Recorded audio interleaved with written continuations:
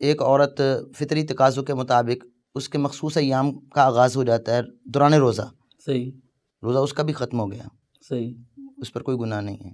جی ایک مرد ہے اور بالغ ہے، جی سوئے سے اس کو احتلام ہو گیا، جی اس کا روزہ نہیں ٹوٹے گا، صحیح، اس پر کوئی قدغن بھی نہیں ہے۔ جی بالکل، لیکن ایک آدمی جان بوجھ کے کھا پی لیتا ہے تب بھی روزہ ٹوٹ جاتا ہے، اور اگر شہوت کے ساتھ کوئی آدمی ایسا کام کر لیتا ہے، مباشرت کر لیتا ہے جس سے اس کا روزہ ٹوٹتا ہے تو اس کا روزہ ختم ہو جائے گا، صحیح، کیونکہ روزہ کس چیز سے روکتا ہے؟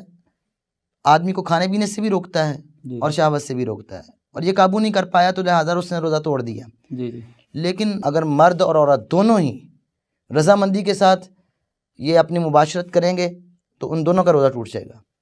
صحیح، اگر عورت مجبور ہے، مرد نے زبردستی اس کے ساتھ جو ہے نا مباشرت کر لی، اس کو مجبور کیا، پھر عورت کا روزہ نہیں ٹوٹے گا، مرد کا روزہ ٹوٹ جائے گا، یعنی عورت پر وہ کفارہ اور وہ چیزیں نہیں ہوں گی، روزہ تو ٹوٹ گیا دونوں کا، صحیح، لیکن کفارے والی چیز نہیں ہوگی اس پر۔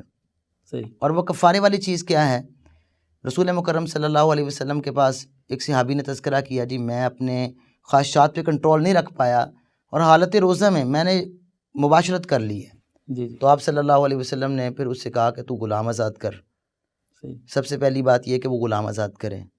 آج کل جس دور میں ہم ہیں وہ غلاموں کا تصور تو مٹ چکا ہے۔ جی جی پھر آپ نے دوسری بات کہی، آپ نے جو بات کہی ہے وہ آپ سوچے کہ اس پر کتنی بڑی بات ہے۔ آپ نے فرمایا 2 ماہ کے مسلسل روزے رکھنے ہیں، اللہ اکبر، ایک روزہ جان بوجھ کر توڑا ہے جی جی، اور 2 ماہ کے مسلسل روزے رکھنے ہیں تو نے، بغیر کسی وقفے کے، بغیر وقفے کے۔ صحیح، اور اگر آدمی کے پاس یہ استطاعت ہے کہ 2 ماہ کے روزے رکھ سکے پھر اور کوئی چیز نہیں۔